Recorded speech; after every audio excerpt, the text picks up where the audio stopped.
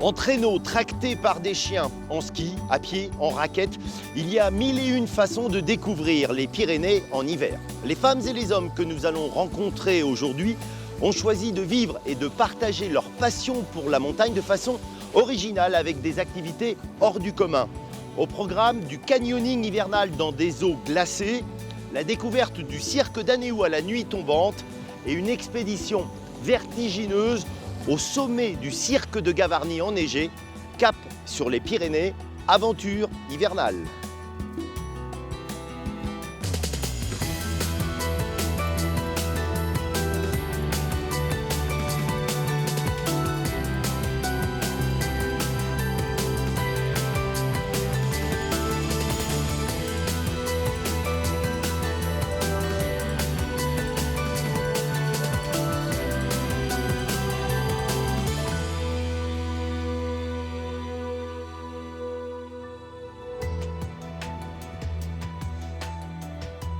Nous commençons nos escapades hivernales dans la zone cœur du Parc national des Pyrénées, tout en haut de la vallée d'Ossau. Des espaces sauvages qui invitent à vivre la montagne aussi respectueusement qu'intensément. Un lieu taillé pour les aventures, et autant vous le dire, celle que propose Lionel est d'un genre inhabituel, déjà pour le décor. Et c'est pas des isards là qui passent au-dessus? Ah, dis donc, mais il y en a un bon paquet, c'est toute une chevrée là, il y en a presque une dizaine. Ouais, ça a l'air d'être un joli troupeau. Ouais. Et voilà, prêt pour l'aventure. Il n'y a plus qu'à mettre les chaussures. Et ce qui me rassure, c'est que je me dis qu'il va falloir être vachement souple et j'arrive même pas à mettre la chaussure. Ah, Les deux mains sur la corde du bas. ouais. Et c'est parti. Voilà, tu laisses glisser. Très bien. Nickel. Donc tu assures bien les pieds. Tu regardes bien où tu les poses. Et mettre le corps dans le vide, quoi. Voilà, bien en arrière. En fait, l'idée, c'est de porter tout le poids sur les talons. Si tu es vraiment à l'aise, tu peux commencer à regarder un peu autour de toi. Alors, tu fais Oui, c'est ça. Parce que c'est beau autour de nous. Bah oui, tant qu'à faire. Allez, donc on pose les crochets.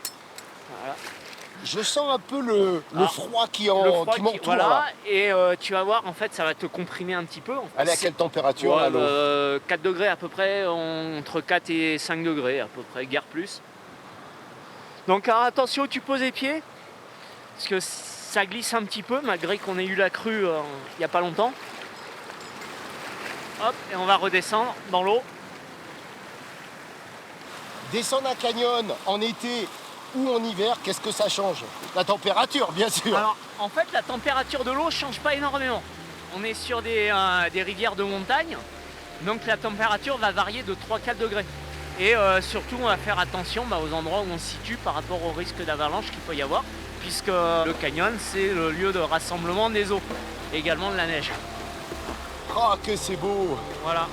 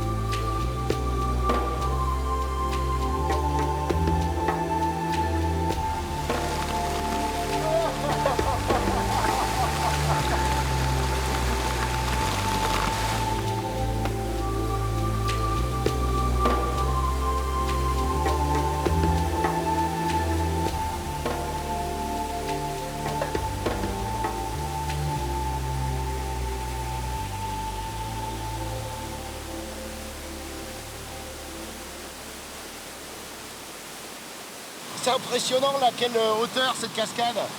On va dire 10 mètres hors taxe. Alors vu d'ici, moi elle fait 100 mètres. Hein. Quel plaisir tu prends toi à emmener des gens ici. On est dans un site qui est assez grandiose quand même. Et tu as le petit exploit sportif. Parce que descendre en rappel, se mettre dans le vide, c'est défier quand même un petit peu la peur. Ouais, je te confirme Ouais. aussi. Et en fait, on se rend compte qu'on a du matériel, qu'on est tenu, qu'on est en sécurité. Là, t'es dans l'élément, quoi. T'y es dans la voilà. montagne. On est en plein dedans. C'est génial. On est même dans les embruns. On oublie la température de l'eau, là. Bah, elle est presque chaude. Alors voilà, tu restes bien en arrière. Donc là, tu poses bien les pieds, les jambes un peu tendues.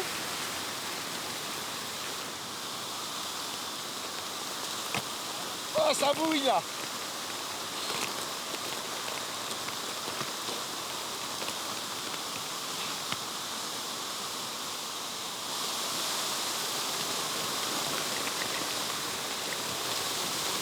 Génial.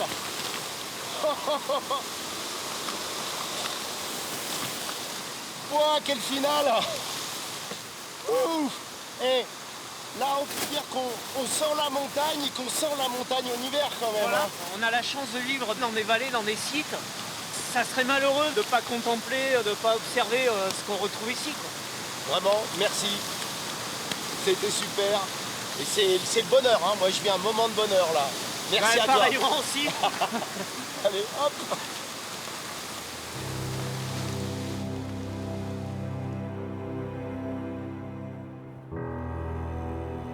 Nous prenons maintenant la direction des Hautes-Pyrénées, vers l'un des sites les plus exceptionnels dans nos montagnes, le cirque de Gavarnie.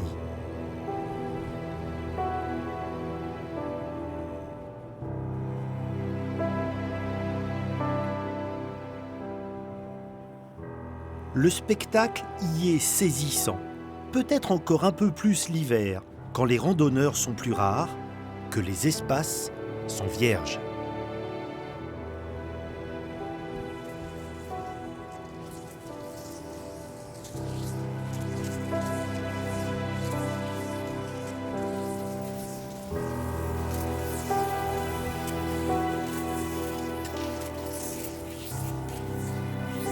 « 6,5 km de diamètre, une paroi verticale de 1500 mètres, le cirque est comme un mur minéral qui verrouille la vallée.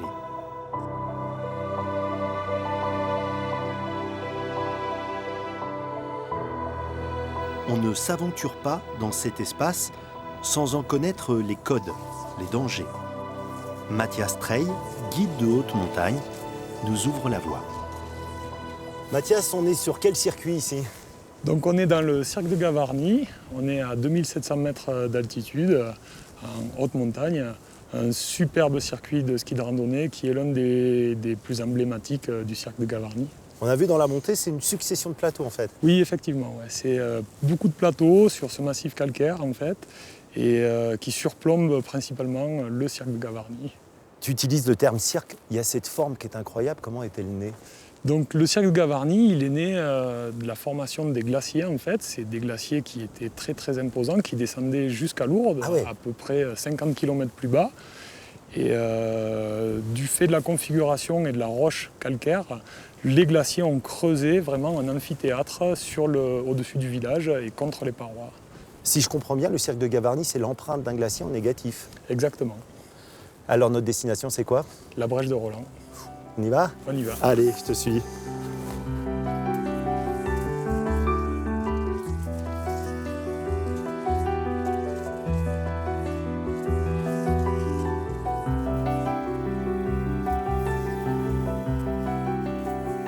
La brèche de Roland, le Graal de Gavarnie.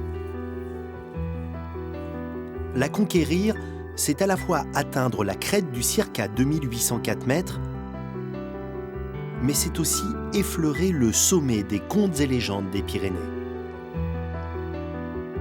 Roland, le neveu de Charlemagne, l'aurait ouverte alors qu'il tentait de détruire son épée Durandal après la bataille de Roncevaux. Plus on approche du but, plus la brèche devient imposante.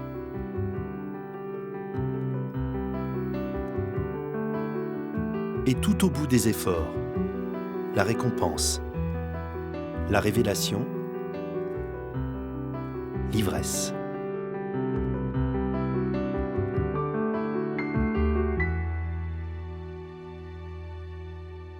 Il y a un silence lorsqu'on arrive là, tellement c'est merveilleux, époustouflant. Il y a une ambiance, un silence, quelque chose qu'on retrouve nulle part ailleurs.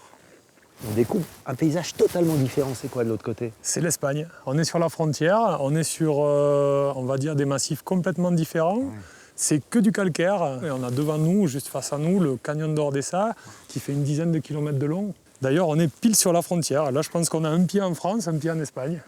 C'est une frontière naturelle, mais c'est une frontière qui, à l'époque, où on n'était pas aussi industrialisé, etc., les routes, on n'avait pas de véhicules et tout, les interactions agricoles entre les paysans du côté Gavarnie et les paysans du côté Torla se faisaient naturellement par l'école et plus facilement que le fait de descendre dans les vallées. Le virus de la montagne, vous l'avez attrapé à quel âge? Oh, tout petit. C'est-à-dire que nous, on est originaire des villages d'ici, donc moi j'étais sur Barège, et la garderie pour nous c'était le club de ski, donc à 4 ans on faisait 5 fois du ski par semaine, 5 jours quasiment, et après petit à petit on s'est intéressé à l'escalade. Moi j'ai fait ma première course, j'avais 13 ans. C'est une passion, je sais que je ne pourrais pas vivre sans, et j'en ai fait mon métier qui est un métier passion, donc on est bien, on y est bien.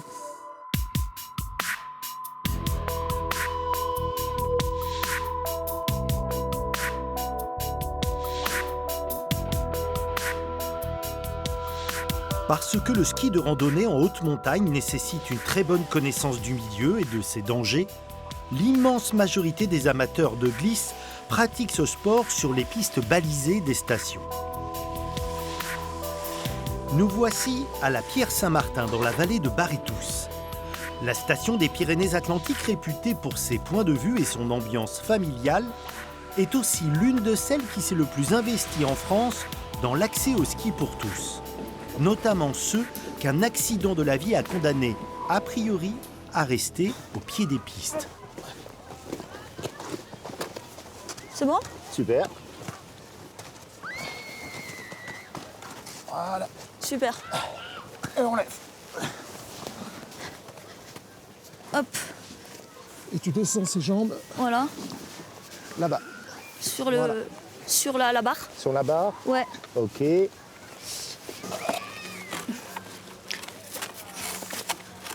Hop. Tac. Super. Ouais, je vais mettre le casque d'abord. Le casque d'abord. Ouais. Et là, le sac à patates. Ouais. C'est le sac à patates, cette manip. C'est quoi? C'est pour être bien installé. Bien assise, pour la bonne assise. Ouais. C'est bien? Yes, c'est bon. Wow. Toi, tu t'assois en arrière. Ouais. Ah. Super. Hop là. Super. Merci. Et voilà. C'est bon? Et il y a le soleil en plus. Ouais, ça va être magnifique. Ouais. Tout à l'heure à déjeuner un peu. Quand tu reviens d'une journée de ski... Ah ouais, des fois, franchement, je suis sur mon canapé, là, je suis trop bien. Puis, ouais, je repense à la journée, je fais « Ah, c'est bon. L'usine, elle est loin, quoi. »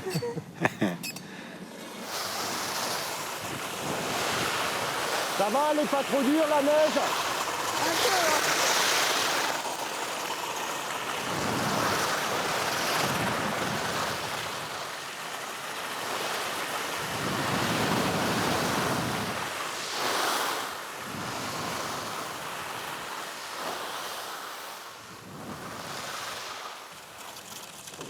Comment tu tournes, en fait? Comment ça fonctionne, tout cela?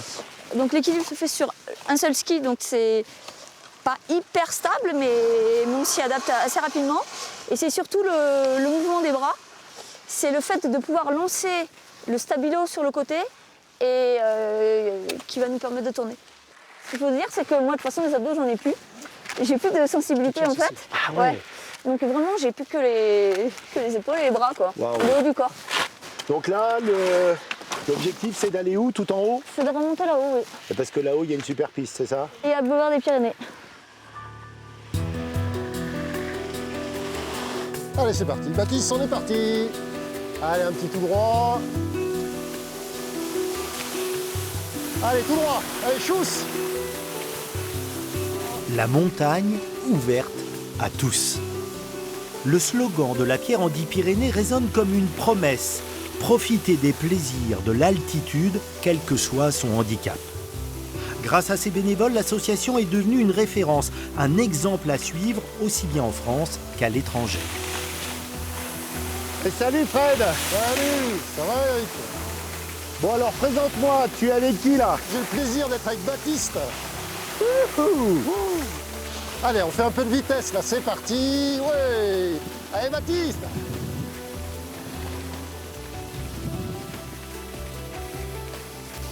Alors Baptiste, lui, il vient de Saint-Brieuc. C'est un voileux, il aime la mer. Et là, c'est la première fois qu'il monte sur le tandem. Ah ouais, il n'y a pas de montagne à Saint-Brieuc. Il n'y a pas de montagne. Donc c'est chouette.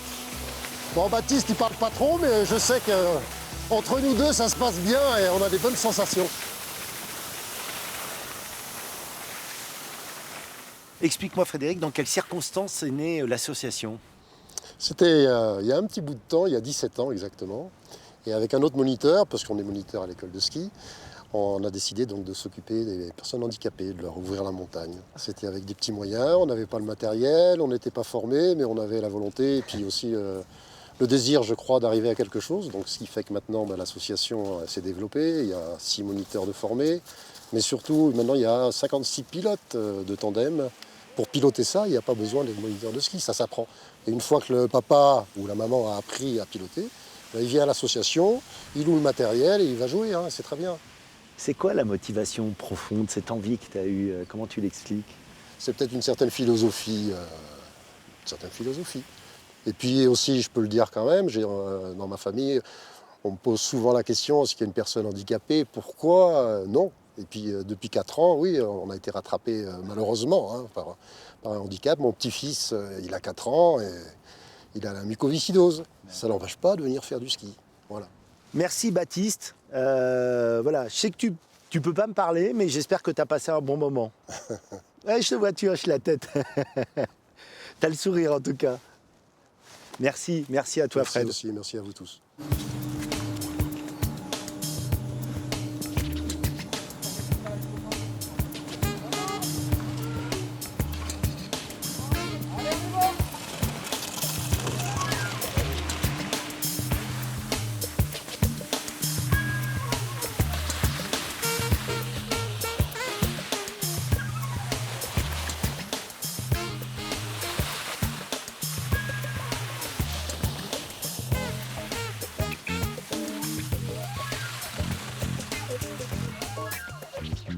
Quel paysage, qu'est-ce qu'on a là derrière nous, Cécile? Ben là, vous avez le pic d'Agny. Le pic d'Agny dans le soleil. Est-ce que tu t'es dit un jour que peut-être que ce point de vue-là, tu ne pourrais plus en profiter? Oui, avant de redébuter le ski, bien sûr. Mais bon, une fois que j'ai repris le ski, rapidement, j'ai pu venir sur le boulevard des Pyrénées. Est-ce que c'est indiscret de te demander en fait comment ça t'est arrivé? En fait, c'est arrivé il y a 9 ans, ici, à la Pierre-Saint-Martin. Ah ouais? Ouais, sur le versant des Contrebandiers. Une mauvaise chute, avec une fracture de la colonne vertébrale et une rupture totale de la moelle épinière qui m'a rendue paraplégique. Et donc voilà, au début, effectivement, c'était peut-être un défi de reprendre le ski. Et puis finalement, rapidement, grâce à la Pierre Handiski, j'ai pu reprendre sur les petites pentes tout en bas, réapprendre comme quand j'avais 3 ans, hein, les virages. Quand tu es en train de glisser, tu es en autonomie totale dans ces moments-là. Ouais, je suis en autonomie totale, sauf quand je tombe.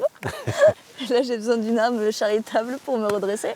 L'autonomie, c'est quoi? C'est un combat quotidien? Oui, c'est un combat quotidien, mais bon, maintenant on n'y pense plus. Ça, c'est un peu derrière moi maintenant, mais je travaille, je pars en vacances, je conduis, je nage dans la mer, dans la piscine. Il y a des trucs bien sûr qu'on peut plus faire, ça c'est sûr, mais bon, ça vaut le coup quand même. Le soir, là, après une journée comme ça, elle est comment, Cécile? Cécile, elle est contente. Jeudi dernier, reçu un texto, passé super journée. Toi, quand tu reçois le texto, j'imagine. Je suis content. Bon, elle nous a largué, voilà. Hein. Elle est partie pour la rejoindre. Et voilà, et elle avance. Elle a mis 3 ans avant de... il faut accepter déjà, il faut enlever la peur. Toi, tu as l'impression que dans sa tête, elle est valide quand elle skie. Voilà, quand elle skie maintenant, c'est comme si elle était valide. Ah. Et elle avance aussi vite que les valides. Donc c'est ça le ski aussi en fauteuil.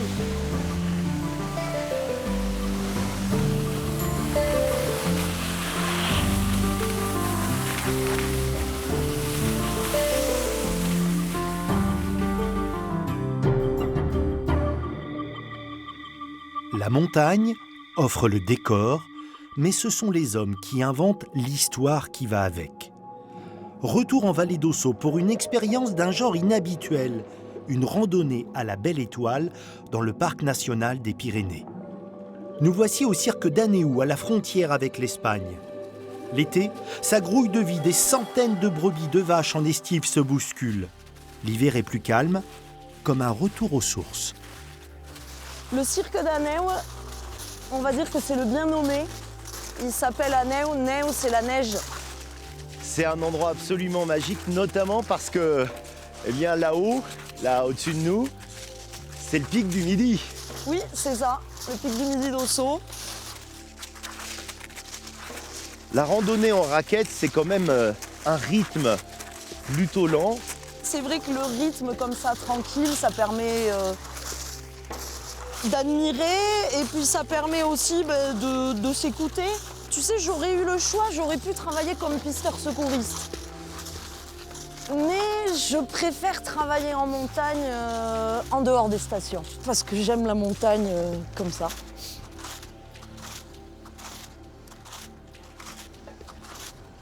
Bon là, je crois qu'on est arrivé au bivouac 5 étoiles. Hein. La vue sur le pic, panoramique. Tu vois ici, on va se délimiter à peu près un carré. Ouais, comme ça. Tu vois, l'idée c'est qu'on va décaisser ici, un peu comme ça. On a du vent qui vient comme ça. C'est-à-dire que ce qu'on va enlever, on va faire un muret ici pour se protéger du vent. Ouais, voilà, là.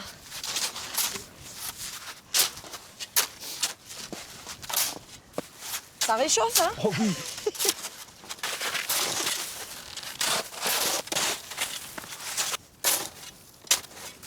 Je pense qu'on va rester à cette profondeur, hein, c'est bon. Oui, on est quand même à 2,80 m là. Ouais, c'est ça. Bientôt, on va plus te voir. On aperçoit encore quand même le pic du Midi d'Ossau. Et on a la lune hein, qui sort là, super. Elle est pas mal ta chambre. Ouais.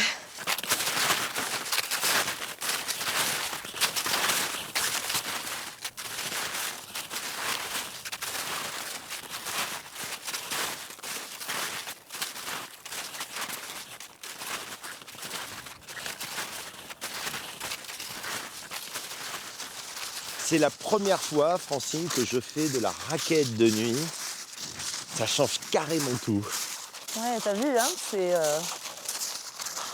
impressionnant hein, de se retrouver là. On est quand même petit. Hein. Puis au fur et à mesure que la lumière va descendre, on va continuer à voir.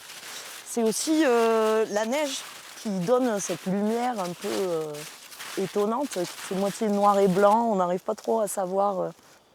On voit les montagnes différemment, elles n'ont pas la même taille. Hein. Et là... Merci. Oh, c'est chaud, c'est bien.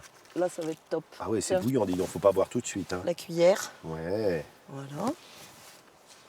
Tout d'un coup, tu apprécies une petite soupe déshydratée. Hein, ce que tu prendrais pas obligatoirement dans la vie de tous les jours, ça devient un mets gastronomique. C'est ça. À cette altitude, tout devient bon. Ça fait combien de temps, Francine, toi, que tu marches dans ces Pyrénées, dans cette vallée d'Ossau? Depuis que je suis enfant. Ouais. T'as quel âge, les premières randos, tu sais? C'était pas vraiment des randos, c'était vers 6-8 ans. On faisait des balades, mais pas très longues, on faisait des grillades. Et après, avec mon père, on a commencé à aller, alors là c'était l'aventure, découvrir le parc national des Pyrénées. La contemplation, la nature, ça change la vie. Les moments en montagne, ce sont des moments où on se pose, où on admire le paysage, on prend le temps. J'ai l'impression que le temps s'arrête en montagne. Les leurs? Ouais, Monseigneur. je crois que là, hein. Ouais, je pense. Bon, comment on se met? Alors, hop, installation, la capuche, comme ça. Ouais, tu vois, tu te mets bien... hop, bien emballé.